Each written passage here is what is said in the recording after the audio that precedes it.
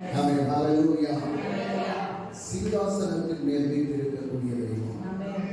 7 குத்துவிளக்குகளுடைய மத்தியிலே உலாவி வரக்கூடிய தெய்வம். ஆமென். ஹalleluya. ஆமென். ஆதியும் அந்தவுமான தெய்வம். அவர் அல்பாவும் ஒமேகாவுமான தெய்வம். அந்த தெய்வத்தை நாம் ஆராதனை செய்யும்படியாக இந்த பாடலுடைய ஒவ்வொரு வரிகளையும் உணர்ந்து கர்த்தரை நாம் மகிமைப்படுத்துவதற்கு ஆமென் ஸ்தோத்திரம். இந்த பாடலை பாடி நமக்கு கர்த்தரை மகிமைப்படுத்தலாம்.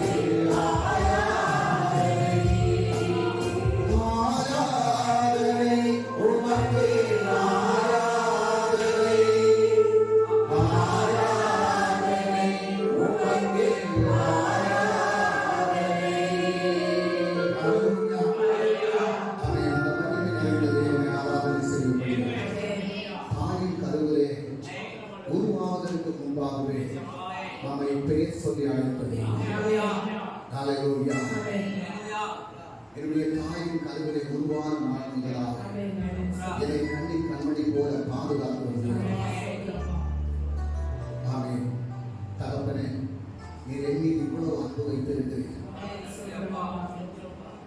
நான் அன்பு செலுத்தாமல் இருந்தால் என் மீது அன்பு செலுத்தி எனக்காக ரத்தம் சிந்தி என்னை மீண்டெடுத்த ஒரு தெய்வம். அவர்தான் ஜீவனுள்ள தெய்வம். அவருடைய கிருபையால் ரட்சித்தார். அவன் ஸ்தோத்திரம். அவருடைய இரத்தத்தால் நம்மை கழுவினார்.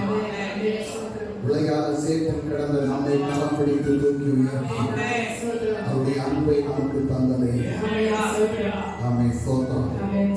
அவர் மீண்டும் வருவேன் என்று சொல்கிறார். அது வரக்கூடிய இயேசுவை, மறுபடியும் என்னை அழைத்து செல்வதற்காக வரக்கூடிய இயேசுவை நான் எப்போது அவருடைய முகத்தை தரிசிப்பேன் என்று அவரோடு காத்திருக்கக்கூடிய பிள்ளைகளாக நாம் மாறுவதற்கு அவர் ஆசைப்படும் போது அவருடைய ஆசையை நிறைவேற்றக்கூடிய பிள்ளைகளாக நம்மை மாற்றும்படியாக அவருடைய அன்பை மறக்காதபடி தன்னை வைத்திருக்கக்கூடிய பிள்ளைகளாக நம்மை மாற்றிக் கொள்வதற்காக என்னுடைய சமூகத்தில் நாம் எழுந்து நின்று இந்த பாடலை பாடி நாம் கர்த்தரை மகிமைப்படுத்தலாம்.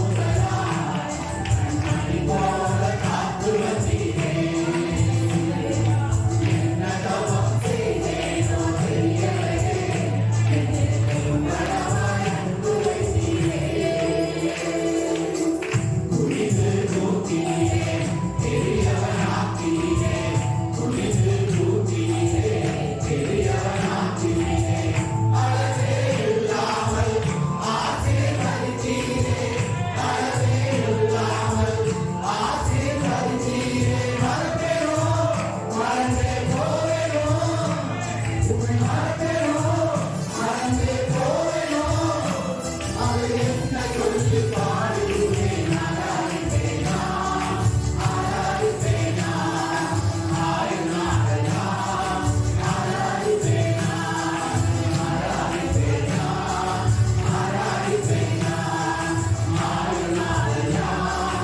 ஆராதிப்பேனா. கருவிலே தாயின் கருவிலே உருவான நான்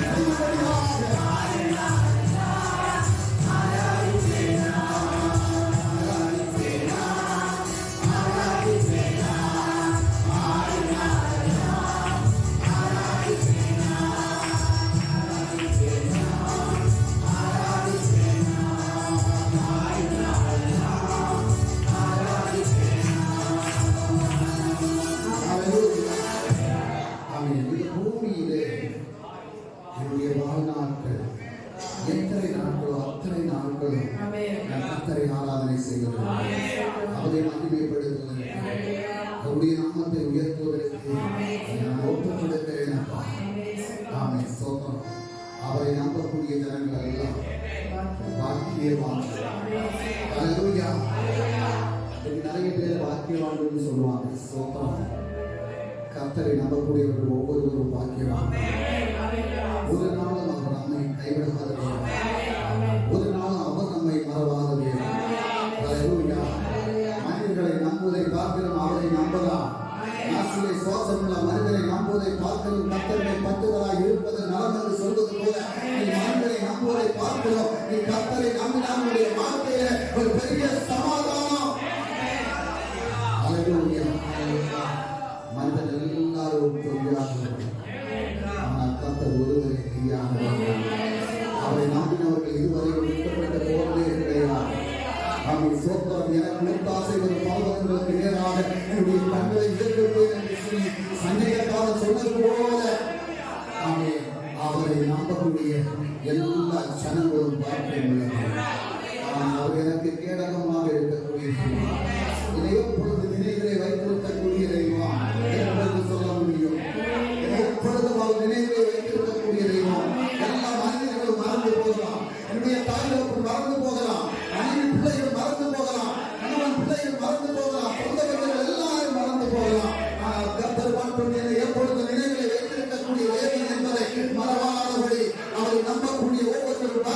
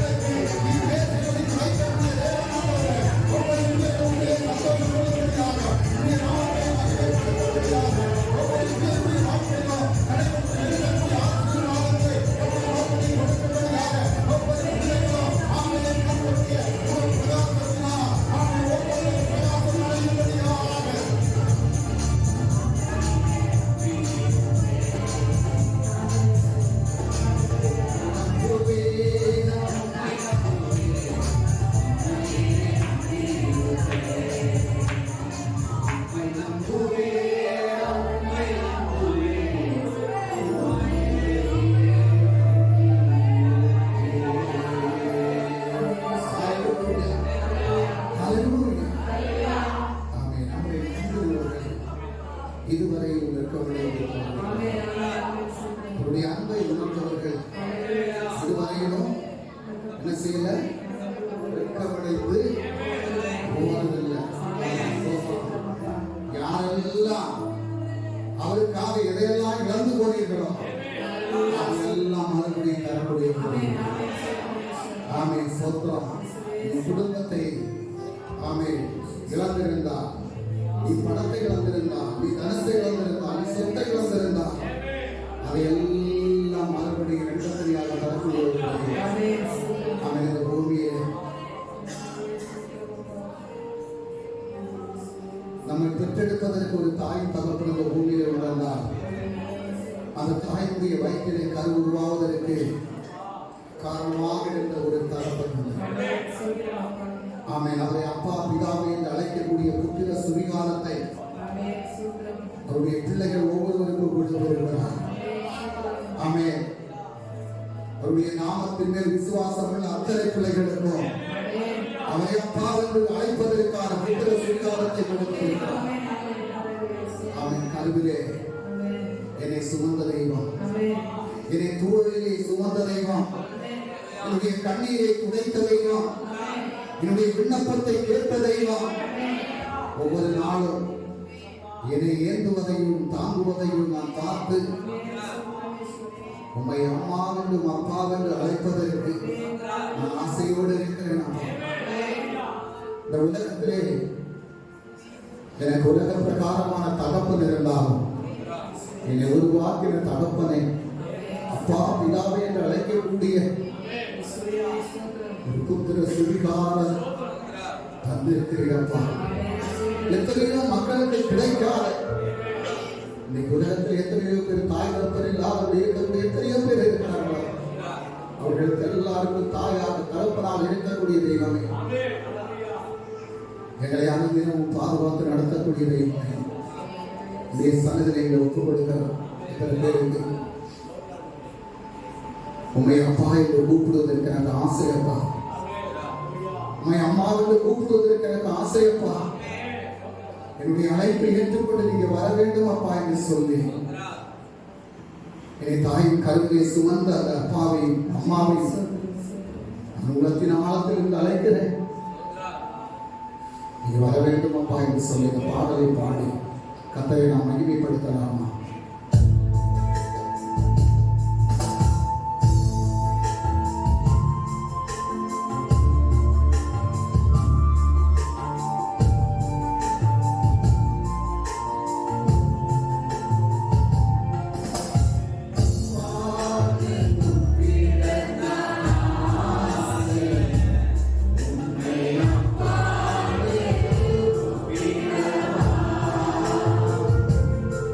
உம்மை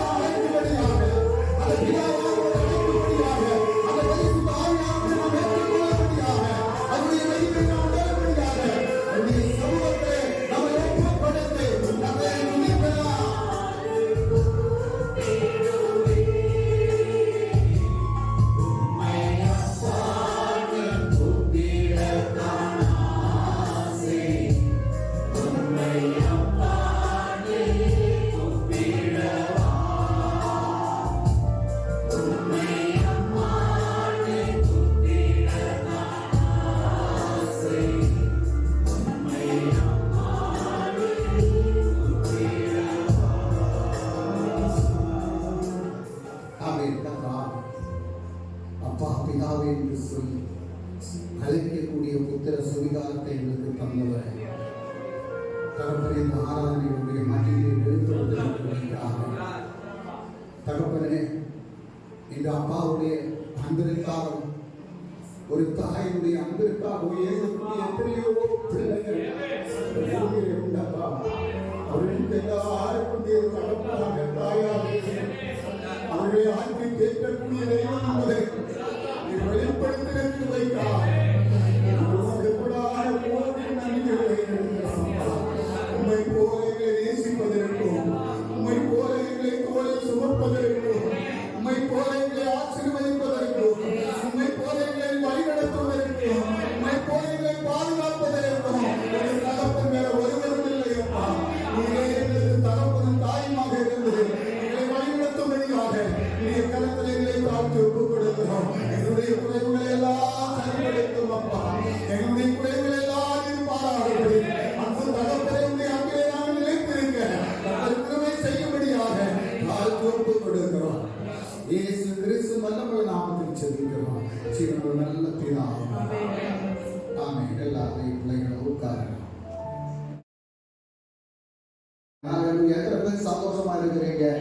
சந்தோஷமா இருக்கிறவங்க எல்லாரும் கணக்களை எடுத்து ஒரு கட்டளை மகிழ்ச்சிக்கலாம். நாம் இதுவரைக்கும் பல காரியங்களுக்காக நம்ம ஜெபித்திருக்கிறோம். பல காரியங்களுக்கு பதிலை கர்த்தர் தந்திருக்கிறார்.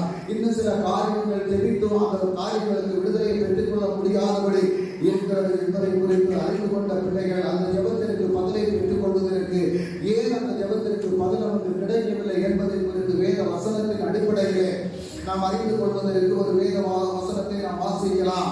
அவன் நீதிமொழிகள் சொல்றோம். சதசி வாக்கியம் அதில் 28:9. நீதிமொழிகள் 28ஆம் அதிகாரம் 9வது வசனம். சதசி வாக்கியம் 28ஆம் அத்தியாயம் அதில் 9வது வசனம். வேதத்தை கேளாதபடி தன் செவியை விலக்குகிறவருடைய ஜெபம் அருவருப்பானது. ஹல்லேலூயா. ஸ்தோத்திரம். அருவருப்புன்னு எதை சொல்றாரு? எதை சொல்றாரு? வேதத்தை. நிறைய பேர் வேதத்தை கேட்கிறாங்க. ஸ்தோத்திரம். ஆனா அந்த வேதத்திற்கு நம்ம செவி கொடுக்கிறோமா? அந்த வேத வசனத்தின்படி நடப்பதற்கு நம்மை ஆயத்தப்படுத்திக் கொள்கிறோமா? அந்த வேதத்திற்கு நாம் கீழ்ப்படுகிறோமா? கர்த்தர் சொன்ன வார்த்தையின்படி நடப்பதற்கு நம்மை ஆயத்தப்படுத்திக் கொள்கிறோமா என்றால் நிறைய பேருடைய வாழ்க்கையில இல்லை. ஸ்தோத்திரம். 119ஆம் சங்கீதம் அதனுடைய 165வது வசனம் சொல்கிறது. 119ஆம் சங்கீதம் அதனுடைய 165வது வசனம் சொல்கிறது.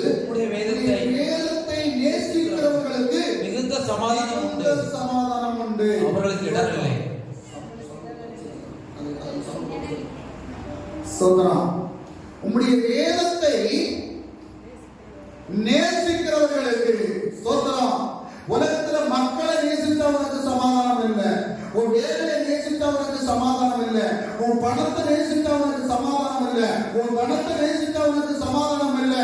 ஆகவே நீ எதை நேசித்தவனுக்கு சமாதானம்?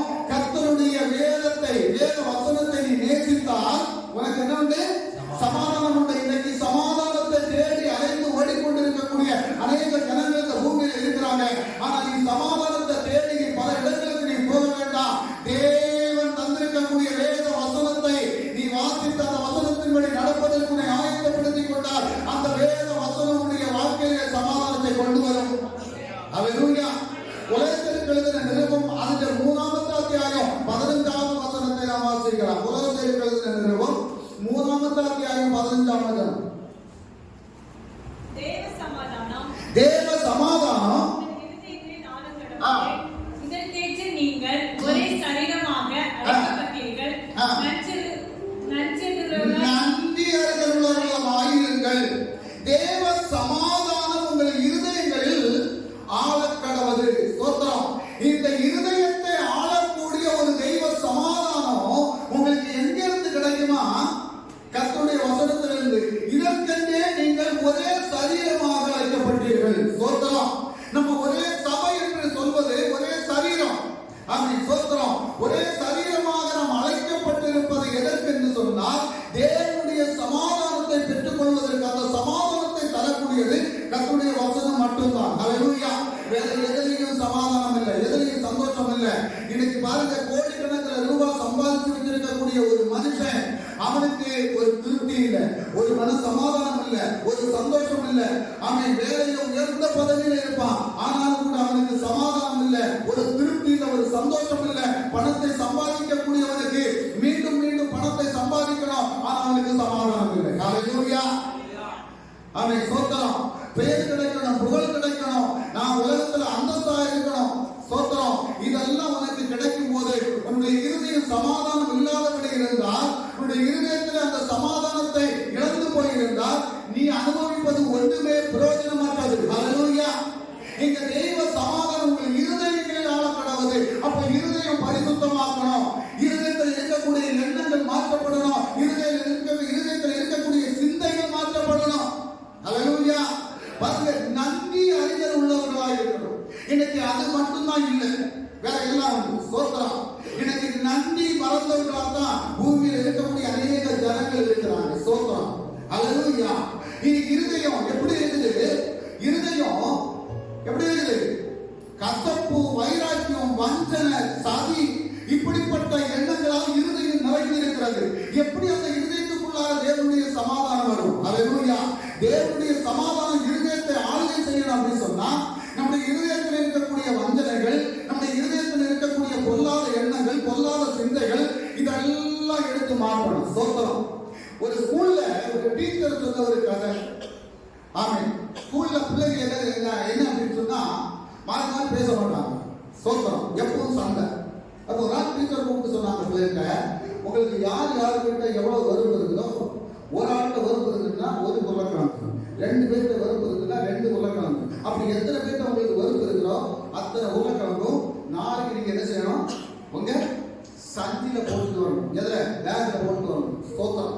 அப்ப கொண்டு வந்தாச்சு, ஸ்கூல்ல வந்தாச்சு, எல்லாரும் கொண்டு வச்சிருக்கிறாங்க. சோத்திரம். அது எங்க இருக்குது? பேங்குள்ள கிடக்குது. சோத்திரம். 1 நாள் ஆச்சு, 2 நாள் ஆச்சு, 3 நாள் ஆச்சு, 4 நாள் ஆச்சு. இது என்ன ஆகும்? என்ன ஆகும்? நாட்டம் வரும் இல்லையா? சோத்திரம். அப்ப இந்த உருளைக்கிழங்கு உன் பேக்ல கிடக்கும் போது எப்படி நாட்டம் வருதோ, இதே போலதான் உன் இருதயத்திலேயும் இருக்கக்கூடிய அந்த எண்ணங்களும் சிந்தைகளும் நாட்டமுள்ளதாக இருப்பதனால் உனக்கு தேவனுடைய சமாதானத்தை பெற்றுக்கொள்ள முடியாதபடி அது தடைபடுத்துகிறது. ஹல்லேலூயா. இந்த உலகத்தை சுமந்து பார்க்கணும், அந்த உலகத்தை சுமந்து பார்க்கணும், அப்பதான் தெரியும் அதுக்கு நாட்டம் எப்படி இருக்கும் அப்படின்னு சொல்லி. சோத்திரம். அது நாட்டத்தை கொண்டு வந்து, சோத்திரம், நீ நடந்து போகும்போது வரும்போது எல்லாம் அது என்ன ஆகும்? என்ன செய்யும்? நாளைக்கிட்டே இருக்கும். பார்த்துட்டு நினைப்பாங்க, என்னடா இவனுக்கு பேக்ல நாட்டம் மாதிரி அப்படின்னு சொல்லி. இதே போலதான் நம்முடைய இருதயத்துக்குள்ளாக இருக்கக்கூடிய நினைவுகள் ஒரு நாட்டம் வைத்த நிலைமையில் இருக்கும் போது, இருதயத்தை ஆளுகை செய்யக்கூடிய சமாதானத்தை, சந்தோஷத்தை நம்ம பெற்றுக்கொள்ள முடியாது. எனக்கு பிரியமான தேவ பிள்ளைகளே, முதலாவது நம்முடைய இருதயத்தை சரிப்படுத்தணும், இருதயத்தின் எண்ணங்களை சரிப்படுத்தணும். நம்முடைய இருதயத்தில் என்ன எண்ணம் இருக்குது, என்ன சிந்தை இருக்குது, இதெல்லாம் நம்ம அறிவதற்கு முன்பாகவே கர்த்தர் அறிந்திருக்கிறார். ஹல்லேலூயா. இந்த எண்ணங்களை, சிந்தைகளை மாற்றக்கூடியது தெய்வத்தினுடைய வசனம். ஹல்லேலூயா. அதனால வசனம் சொல்லுடைய வேதத்தை நேசிக்கிறவர்களுக்கு மிகுந்த சமாதானம் உண்டு. ஹல்லேலூயா. மிகுந்த சமாதானம் உண்டு. அவன் வேதத்தை நேசிக்கணும். ஹல்லேலூயா. வேதத்தின்படி நடப்பதற்கு நம்ம ஆயத்தப்படுத்தணும். நீங்க வேத புத்தகத்தை வாசித்தீங்க அப்படின்னு சொன்னா, யாக்கோபு எப்படி இருந்தார் தெரியுமா? எப்படி இருந்தார் யாக்கோபு? யாக்கோபு எப்படி இருந்தாரு? சோத்திரம். யாக்கோபு என்ன செஞ்சாரு? சொல்லுங்கள். வசனம் படிக்கிறது இல்லையா? அப்பனை ஏமாற்றி சகோதரனை ஏமாற்றணும். சோத்திரம். சகோதரன் எப்படி ஏமாற்றினான்?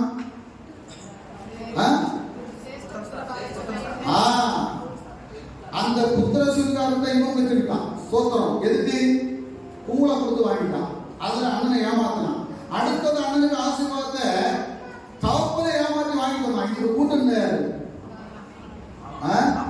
நல்ல அம்மா. சோத்திரம். இன்னைக்கு நிறைய குடும்பங்கள் இப்படிப்பட்ட அம்மாக்கள் தான் இருக்கிறாங்க. சோத்திரம். பிள்ளை என்ன தப்பு பண்ணாலும் சரி, நீ செய்யப்பா. சோத்திரம். ஹல்லேலூயா. ஆனா கடைசியில ஒரு நாள் சமாதானம் இல்லாத சூழல் யாக்கோபுடைய வாழ்க்கையில சமாதானம் வந்துதா? ரெபெக்காவுடைய வாழ்க்கையில சமாதானம் வந்துதா? இல்ல. ஸ்தோத்திரம். உன்னுடைய வாழ்க்கையில சமாதானமும் சந்தோஷமும் வரணும் அப்படின்னு சொன்னா உன்னுடைய இதயத்தில் இருக்கக்கூடிய எண்ணங்கள் எல்லாம் கர்த்தருக்கு பிரியமானதாக மாற்றப்படணும். நம்ம எல்லாரும் என்ன செய்யறோம் அப்படின்னு சொன்னா ஞாயிற்றுக்கிழமை ஆனா பைபிள் எடுத்துட்டு நம்ம சர்ச்சுக்குவோம் இல்லையா? நம்ம வந்து நல்லா ஆராதிக்கிறோம், நல்லா துதிக்கிறோம். சத்தமா நம்ம ஆராதிக்கிறோம். கர்த்தர் பிரியப்படுகிறார். ஆமென். ஸ்தோத்திரம். அதுல மட்டும் பிரியப்படக்கூடிய தேவன் அல்ல, உங்களுடைய இருதயத்தின் எண்ணங்களை சிந்தைகளை ஆராய்ந்து அறிந்து அந்த இருதயத்துக்குள்ளாக என்ன இருக்கிறது என்பதை பார்க்கக்கூடிய ஒரு தெய்வம் என்பதை மறந்து போகக்கூடாது. அல்லேலூயா. மறந்து போகக்கூடாது. கடந்த நாளில் என்ன சந்ததிக்குள்ளால இறங்க போய் 9 மாசமா இருந்து தப்பி வந்தவங்க இல்லையா? எத்தனை பேர்? 4 பேர் 5 பேர் 4 பேர் அன்னைக்கு கல்யாணத்துக்கு போன அன்னைக்கு தான் அவங்க இதில் போட்டு காமிச்சாங்க. சோத்திரம். அல்லேலூயா. ஐயா அந்த பேரும் புகழுக்கும் எல்லாத்துக்கும் அவங்க போறாங்க. போய் 9 மாசமா போய் காவல் இருந்தாங்க. இப்போ சந்தத்துல போய் அங்க போய் இறங்கி அங்க பயிர் விதைக்க போறதுக்கு இவங்க பிளான் கொடுத்துருக்காங்க. அல்லேலூயா. பக்கத்துல இருக்கக்கூடிய ஒரு ஏழை மனுஷன் சாப்பாட்டுக்கு வழி இல்லாம உடுதுணி இல்லாம இருக்கக்கூடியவனுக்கு அவனுக்கு ஒரு உதவி செய்யறதுக்கு ஒரு நாள் முடியல. அங்க போய் சந்தத்துல போய் உங்க உழுது வயல் நட்டு நீ அறுவடை செய்து கொண்டு என்ன செய்ய போறான்? ஸ்தோத்திரம். இதுதான் இன்னைக்கு மனுஷனுடைய இருதயத்தினுடைய எண்ணம். அல்லேலூயா. இன்னைக்கு மனுஷனுடைய இருதயத்தில் இருக்கக்கூடிய எண்ணங்கள் அதுதான். ஆமென்.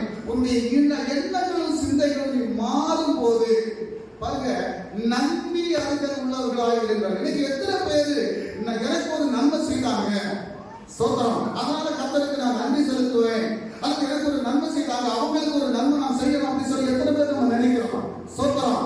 இந்த எல்லாம் பட்டணத்துல இந்த 17 வருஷம் ஊழியத்துல ஸ்தோத்திரம் கர்த்தர் அற்புதம் செய்த அநேக இந்த பட்டணத்துல நடக்கிறாங்க. ஸ்தோத்திரம். நன்றி உள்ளவர்களா இருந்தா இந்த சபையில வந்து கர்த்தருக்கு நன்றி செலுத்துவாங்க. ஹல்லேலூயா. இந்த சபையில வந்து கர்த்தருக்கு நன்றி செலுத்துவாங்க. இப்போ போன வாரத்துல நான் சொன்னேன், ஒரு சகோதரர் பார்க்க போன ஜோம் பண்ணணும் அப்படின்னு சொல்லி அன்னைக்கு தமிழ் சொல்றவங்க கேட்டாங்க, அந்த ஆள் எப்படி இருக்கிறாரு? அன்னைக்கு அங்க போகும்போது எந்திக்க முடியல. இப்ப எந்திரிச்சு அவருக்கு சேர உட்கார்ந்து இருக்கிறாரு. அப்போ எந்திக்க முடியாம இருந்த ஆளை சேர்ல கர்த்தர் உட்கார வச்சாரு. ஸ்தோத்திரம்.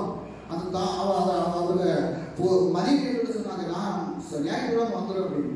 இப்ப கேட்டா ஞாயிற்றுக்கிழமை நாங்க லோன் எடுத்திருக்கிறோம், நிறைய பேருக்கு எடுத்து கொடுத்துருக்கிறேன், இந்த லோன் பைசா வாங்குறதுக்கு 8:30 மணிக்கு ஆளுங்க இவங்க எல்லாம் கலெக்ட் பண்ணி நான் அதை கொடுக்கணும். ஸ்தோத்திரம். ஹல்லேலூயா. அப்ப இருதயத்தினுடைய எண்ணம் எப்படி இருக்குது? உனக்கு உன் இருதயம் எல்லாம் பணத்துக்கு மேலதான் இருக்குது. ஸ்தோத்திரம். பணத்துக்கு மேலேயும் பொருளுக்கு மேலேயும் தான் உனக்கு ஆசை இருக்குது. ஸ்தோத்திரம். உனக்கு விடுதலை தந்த கர்த்தரை நான் தேடி போனேன். என் புருஷன் பணத்து கிடந்தவரை எழுப்பி உட்கார வச்ச அந்த தெய்வத்திற்கு நன்றி செலுத்த போனோம் அப்படின்னு சொல்லி உள்ள எண்ணம் நம்முடைய இருதயத்துல இல்ல. ஹல்லேலூயா. அந்த எண்ணம் நம்முடைய மனசுல வரும்போது, நன்றி உள்ளவர்களா நம்ம மாறும்போது நிச்சயமாக நம்முடைய வாழ்க்கையில் ஒரு பெரிய மாற்றம் உண்டாகும், ஒரு பெரிய விடுதலை உண்டாகும். நம்முடைய ஜெபம் தேவனுடைய சமூகத்தில் கேட்கப்படும். ஹல்லேலூயா. நம்முடைய ஜெபம் தேவனுடைய சமூகத்தில் கேட்கப்படும். இப்ப பாருங்க, ஒரு குடும்பத்துல 3 பிள்ளைங்க, ஒரு குடும்பத்துல 3 ஆம்பளை பிள்ளைங்க, எல்லாரும் திருமணம் முடிச்சு அவங்களுக்கும் பிள்ளைகள் எல்லாம் பிறந்து தாய் தகப்பனர் இருக்கிறாங்க.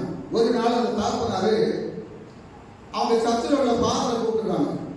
நம்ம பாதம் போயிருக்கிறாங்க. போன உடனே என்ன அப்படின்னு சொல்லி பார்த்து கேட்டாரு, ஃபாதர் எனக்கு கிட்னி ஃபெயில் ஆகிடுச்சு. என்ன ஃபெயில் ஆகிடுச்சு? கிட்னி ஃபெயில் ஆகிடுச்சு. நான் இப்போ ட்ரீட்மெண்ட்ல இருக்கிறேன். என் வீட்டில் 8 கிட்னி இருக்கு. எத்தனை கிட்னி? 3 பிள்ளைகளுக்கு எத்தனை கிட்னி? 6. மனைவிக்கு 2. 8 கிட்னி இருக்கு. ஆனா ஒரு ஆளு கூட எனக்கு ஒரு கிட்னி தந்து உதவுறது இல்லை. எல்லா பிள்ளைகளையும் படிக்க வச்சு கோடிக்கணக்கில் ரூபாய் சம்பாதிச்சு வீடு வச்சு ஒவ்வொருத்தருக்கும் வேலை வாங்கி கொடுத்து அவங்களுக்கு திருமணம் முடிச்சு எல்லா காரியத்தையும் செய்வேன். இப்ப நான் தங்கி இருக்கக்கூடிய ஒரு ரூபம் வந்து பாருங்க அப்படின்னு சொல்லி பாதரை கூப்பிட்டு கொண்டு போய் காட்டுறாங்க. சோத்திரம். இத்தனை பேர் நம்ம அப்படிப்பட்ட மனோபாவத்தோட இருக்கிறோம். சோத்திரம். அந்த ஃபாதர் சொல்றாரு, அந்த ஃபாதரு எனக்கு அவருக்கு சொன்னதை கேட்கறது ரொம்ப ரொம்ப ஆச்சரியமா இருக்குது. ஒரு தியானம் நடத்துறாரு, நிறைய ஜனங்கள் இருக்கிறாங்க. லேடிஸும் இருக்கிறாங்க, ஜென்ஸும் இருக்கிறாங்க. அவர் கேட்டாரு, உங்க புருஷனுக்கு கிட்டி போனா எத்தனை பேர் கொடுப்பீங்க அப்படின்னு சொல்லி பொம்பளை கையில கை கொடுங்க அப்படின்னாரு. ஒருத்தர் கொடுக்கல. அடுத்தது ஆம்பளை கேட்டாரு, சரி உங்க மனைவிக்கு கிட்டி போனா நீங்க எத்தனை பேர் கொடுப்பீங்க அப்படின்னு சொல்லி அவங்க கொஞ்சம் பேர் தூக்குனாங்க. ஸ்தோத்திரம். அவரோட சொல்ல பாருங்க அப்படின்னு வீட்டுல போய் சண்டை போடும். வீட்டுல போய் என்ன செய்வாரு? சண்டை போடக்கூடாது.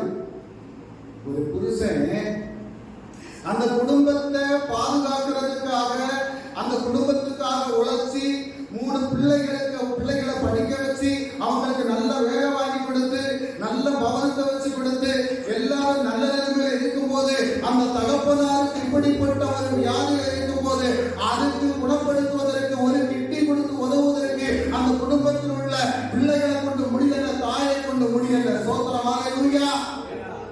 வருஷங்களா புருஷனோட இருந்த அந்த மனைவிக்கு தன்னுடைய புருஷனுக்கு ஒரு கிட்டி கொடுக்க வேணும் அப்படின்னு எண்ணம் வரல. சோத்திரம்.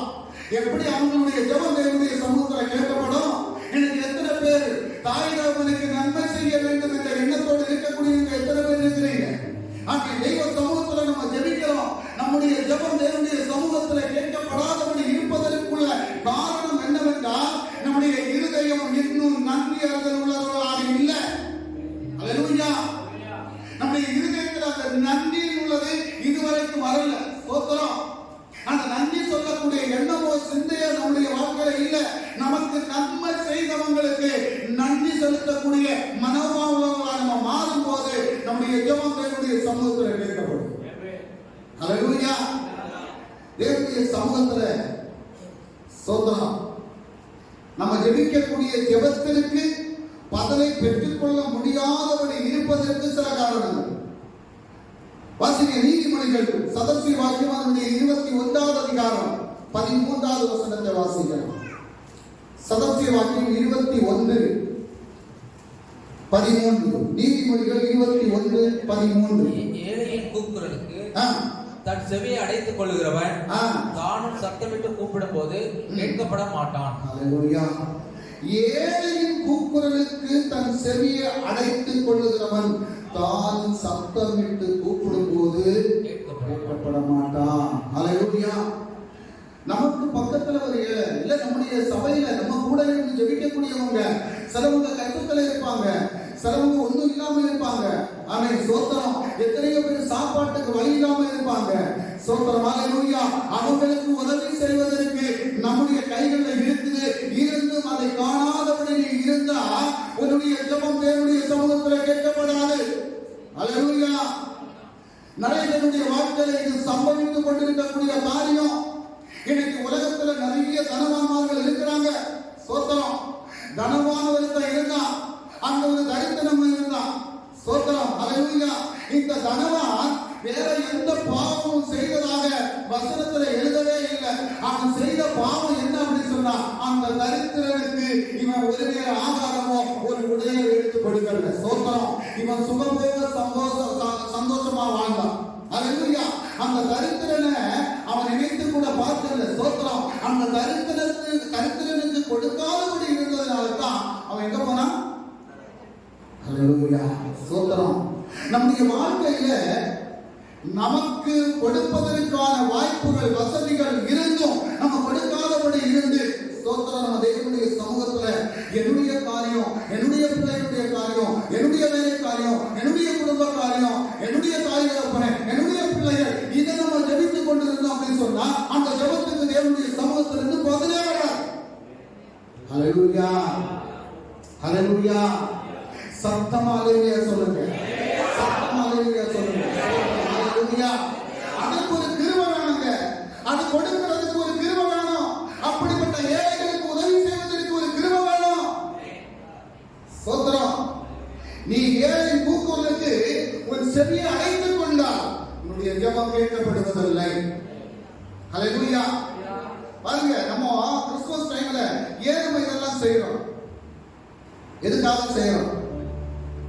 நம்ம சபையில இருந்து நிறைய ஏழைகளுக்கு நம்ம செய்யறது எதுனால அப்படின்னு சொன்னா கர்த்தர் விரும்பக்கூடிய காரியம். ஹல்லேலூயா. நமக்கு இருந்தாலும் இல்லாம இருந்தாலும் நம்ம ஒரு தொகையை நம்ம சேகரித்து நம்ம ஏழைகளுக்கு கொடுக்கும் போது சோத்திரம் கர்த்தர் அதை நினைவில் வைப்பார். அதுதான் கர்த்தர் விரும்பக்கூடிய காரியம். நம்முடைய ஜெபத்திற்கு கர்த்தர் பதிலை தருவார். நம்ம ஏழைகளுடைய அந்த கூக்குரலை நம்ம கேட்டு நம்ம அவங்களுக்கு உதவி செய்யாம இருந்தோம் அப்படின்னு சொன்னா நம்முடைய கூக்குரலை கர்த்தர் என்ன செய்ய மாட்டாரு, கேட்க மாட்டார். அல்லேலூயா. பாருங்க, ஒரு வசனம் இருக்கு பாருங்க. சங்கீத புஸ்தகம் 66வது அதிகாரம் அதனுடைய 18வது வசனத்தை படிங்க.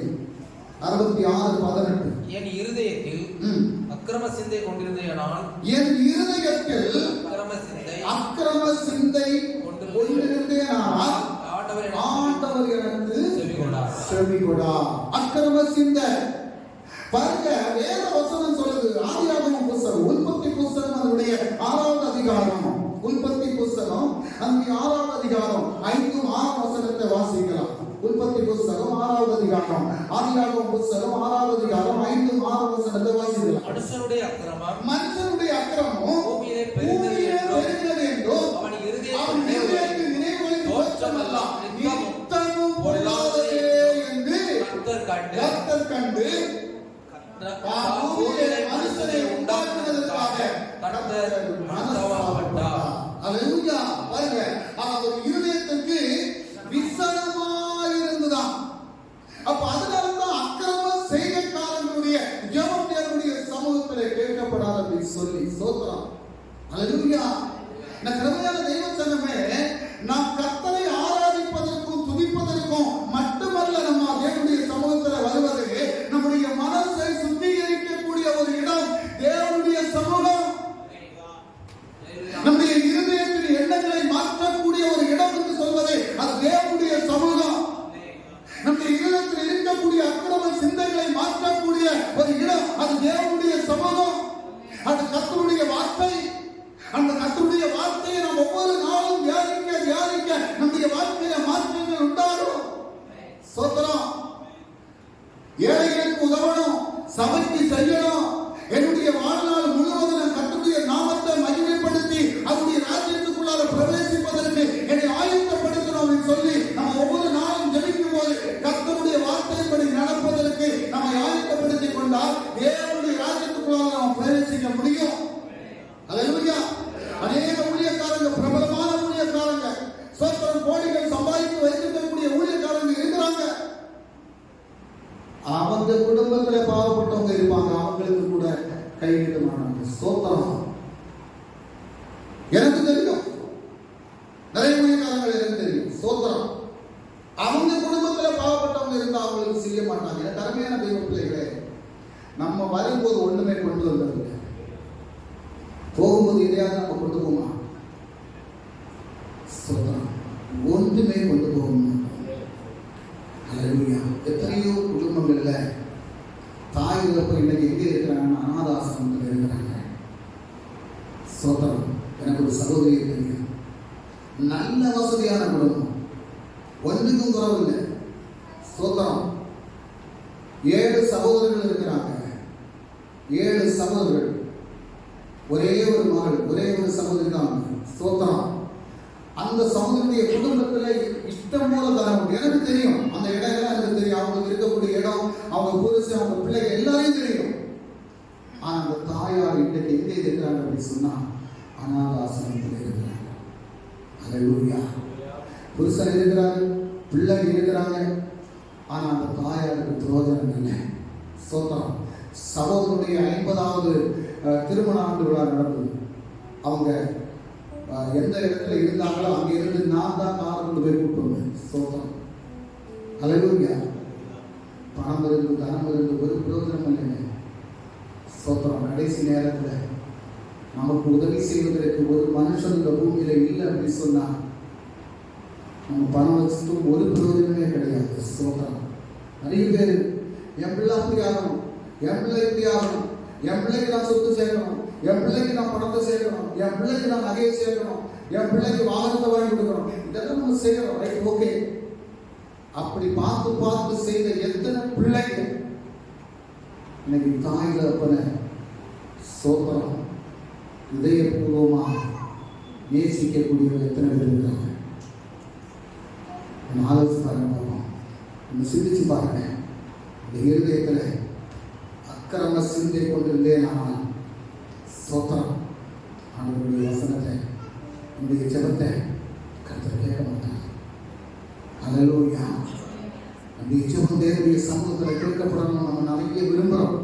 நம்முடைய ஜெபத்துக்கு ஏன் கர்த்தர் பதில் தரல அப்படி சொல்லி நம்ம கேட்கிறோம், நம்ம கேள்வி கேட்கிறோம்.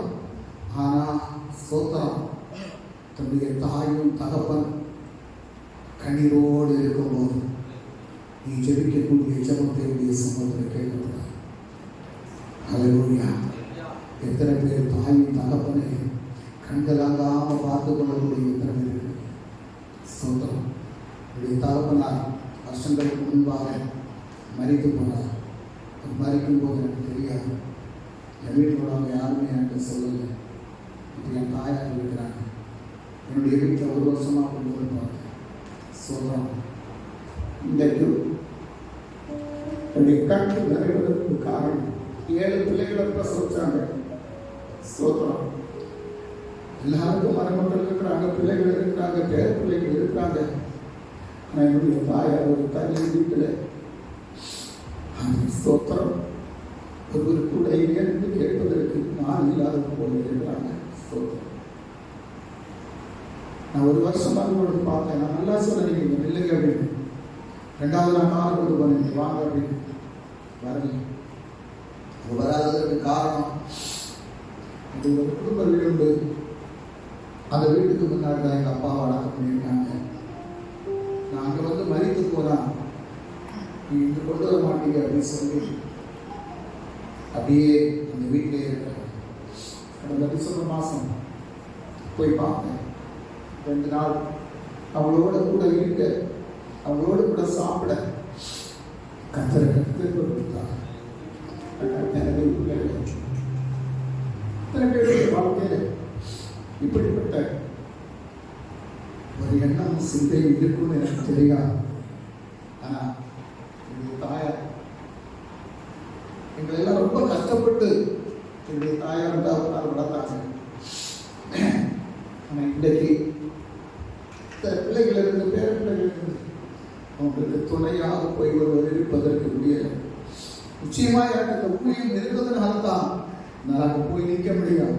சோத்திரம். ஒவ்வொரு கூட ஒரு சகோதரனுடைய ஒரே ஒரு சகோதரன் மட்டும் அவனும் கத்தரை அடைந்ததுனால அவங்க வீட்டிலேருந்து சாப்பாடு இருக்கும். அந்த சகோதரர் வீட்டில் வந்து நிற்பாங்க. நான் போனேன், அவங்க வருவாங்க. வந்து 2 நாள் நான் சொன்னேன், 1 வாரம் நிற்கட்டும்.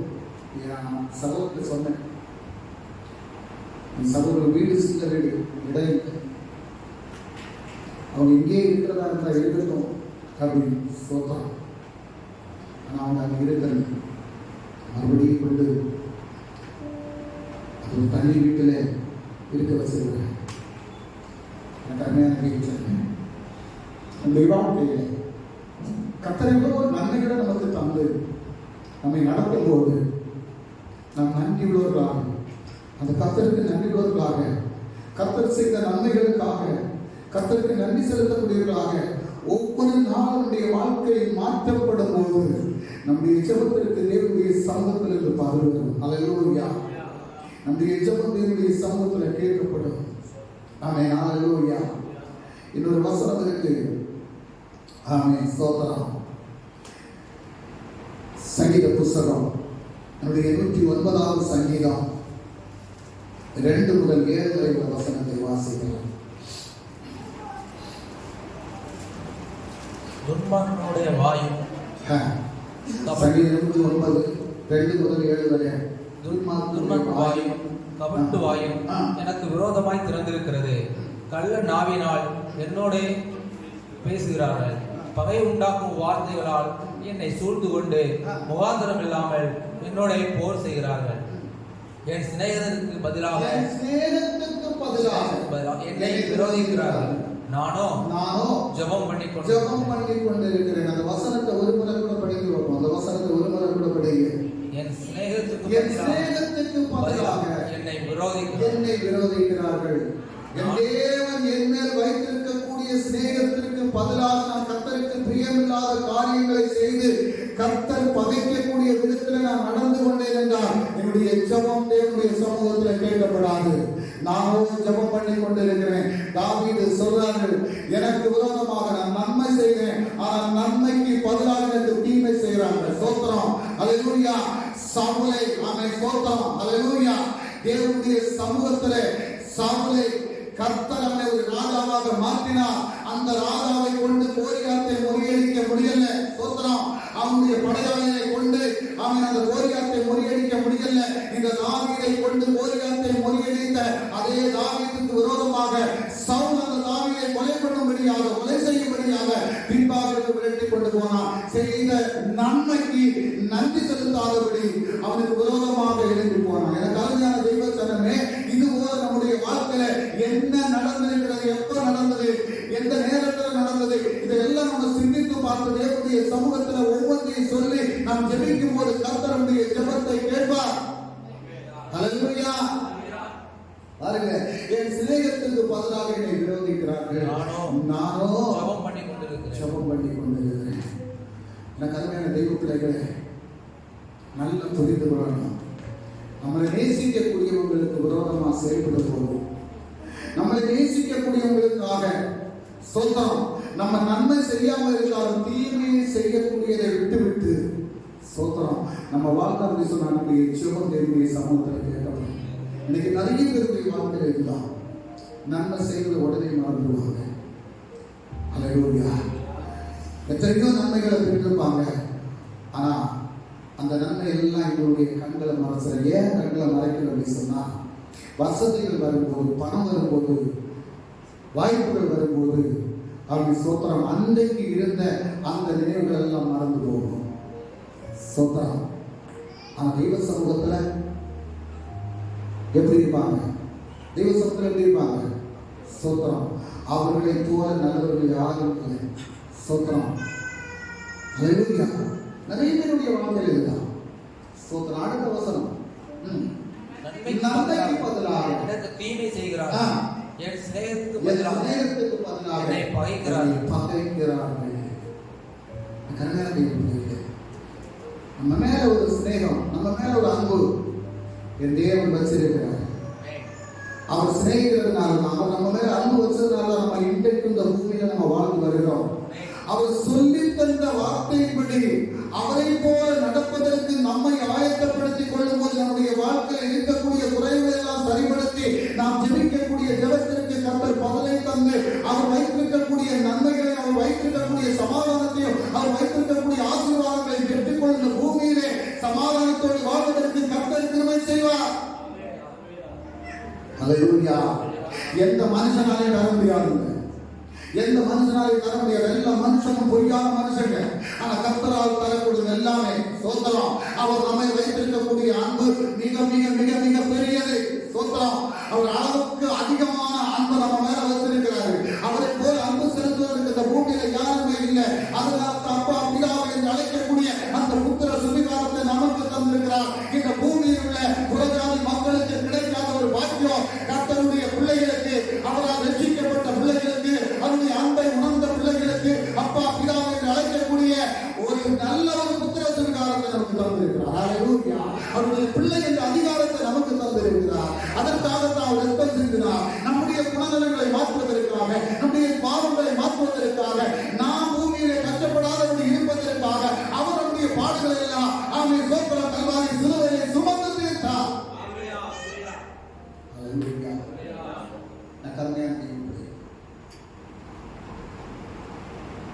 ஒரு நிமிஷம் நம்மை ஆராய்ந்து பார்க்கலாமா? நம்முடைய எண்ணங்களை ஆராய்ந்து பார்க்கலாமா? நம்முடைய சிந்தைகளை ஆராய்ந்து பார்க்கலாமா? வசனம் சொல்லுது, யோவான் எழுதின சுவிசேஷம் 9வது அதிகாரம் 31வது வசனம் சொல்கிறது, பாவிகளுக்கு தேவன் செவி கொடுக்கிறதில்லை என்று அறிந்திருக்கிறோம். ஹல்லேலூயா. யாருக்கு செவி கொடுக்க மாட்டாராம்? யாருடைய ஜபத்துக்கு செவி கொடுக்க மாட்டாராம்? ஹல்லேலூயா. பாவிகளுக்கு தேவன் செவி கொடுக்கிறதில்லை என்று அறிந்திருக்கிறோம். எப்படிப்பட்ட பாவத்தை செய்கிறோம்? சோத்திரம். ஹல்லேலூயா. பாவம் செய்யல. ஸ்தோத்திரம். நான் ஒரு பாவம் செய்யல, நான் பரிசுத்தவான். ஆமென். அல்லேலூயா. கர்த்தருக்கு முன்பாக நீ பரிசுத்தவானா இருப்பதற்கு உன்னை ஆயத்தப்படுத்திக் கொள்வதற்கு தேவன் சொல்லணும். யார் சொன்னார்? இவன் நீதிமான், உத்தமன். யார் சொன்னார்? ஸ்தோத்திரம். யோபு சொன்னார், பூமியிலே ஏற்றமும் கூடுதல் கஷ்டம் அனுபவித்த ஒரு யோபு, அவனை குறித்து கர்த்தர் சொல்றார், இவன் நீதிமான், உத்தமன், சன்மார்க்கன் என்று.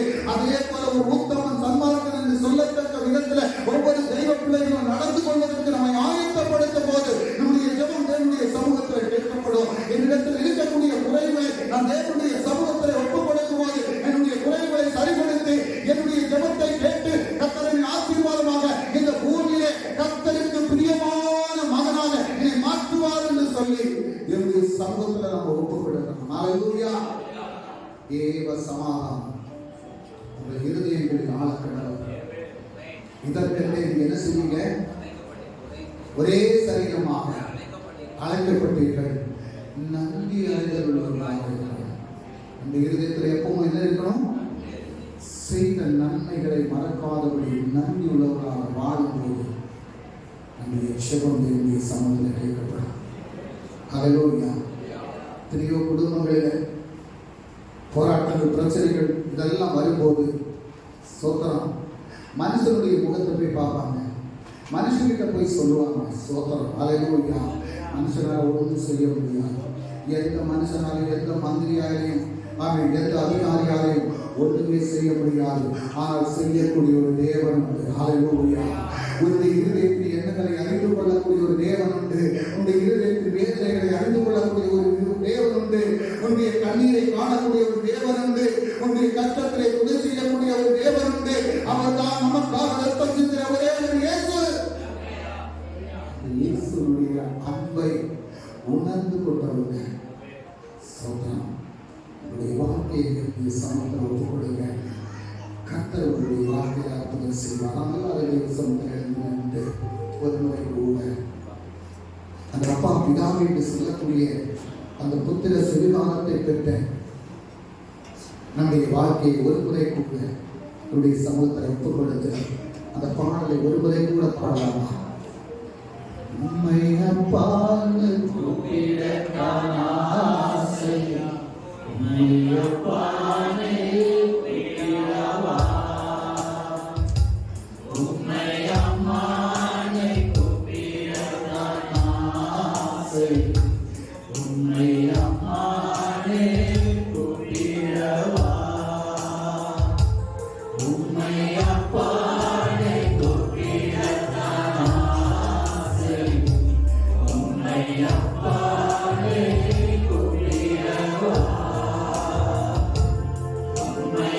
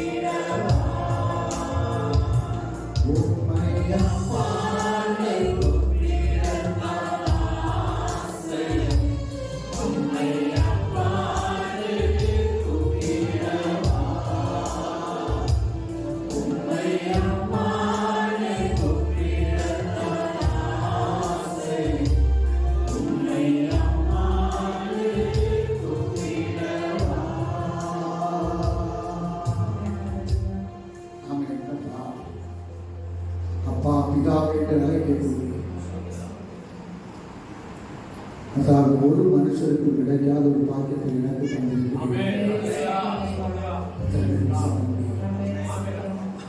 எத்தனையோ பேர் இந்த பாக்கியத்திற்காக ஓடி வந்த பிறகு கூட அந்த பாக்கியத்தை அவர்களுக்கு கிடைக்காத ஒரு பாக்கியத்தை எனக்கு தந்திருக்கிறீர்கள். பூமியில் எத்தனை மனிதர்கள் இருந்தால் ஆண்டவரே உம்மை போல நேசிப்பதற்கு யாரும் இல்லை, உம்மை போல புரிந்து கொள்வதற்கு யாரும் இல்லை. அப்பா ஆண்டவரே என்னுடைய மனதை கர்த்தாவே புரிந்து கொள்வதற்கு யாரும் இல்லை, என்னுடைய எண்ணங்களை புரிந்து கொள்வதற்கு யாரும் இல்லை என்று தவிக்கக்கூடிய பிள்ளைகள். ஆமென். அந்த பிள்ளைகளுடைய எண்ணங்களையும் சிந்தைகளையும் அறிந்திருக்கக்கூடிய தேவன் நீர் ஒருவர் என்பதை ஒவ்வொருவரும் அறிந்து கொள்வதற்கு கர்த்தர் கிருபை செய்யும்படியாக எத்தனையோ நாட்கள் ஆண்டவரே வேதனையோடு துக்கத்தோடு கண்ணீரோடு இருந்த பிள்ளைகளுடைய வாழ்க்கையில வேதனையை கண்ணீரை துக்கத்தை மாற்றி அவர்களை சந்தோஷிப்பிக்கக்கூடிய கர்த்தருடைய மகிமை அவர்கள் மேல்பட்டாக இந்த தலைமுறை ஒவ்வொரு பிள்ளைகளும் சமாதானத்தோடு சந்தோஷத்தோடு ஒவ்வொருடைய இருதயங்களையும் அந்த தேவனுடைய சமாதான மாளிகை செய்யும்படியாக கர்த்தருடைய சமாதான மாளிகை செய்யும்படியாக சந்தோஷத்தோடு மடங்கி செல்வதற்கு ஒவ்வொரு பிள்ளைகளுக்கும் கர்த்தர் கிருபை செய்யும்படியாக என் கரங்களை தாண்டி ஒப்புக்கொள்கிறேன்.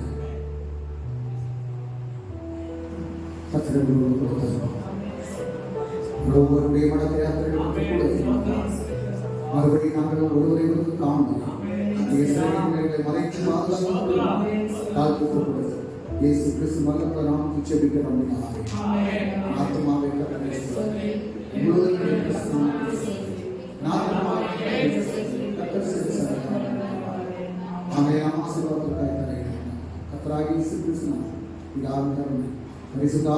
சமாதானம் சந்தோஷம் கூட்டாய் அவர்களுடைய மேல் கர்த்தருடைய அவர்கள் இருக்குமாறாகட்டும்.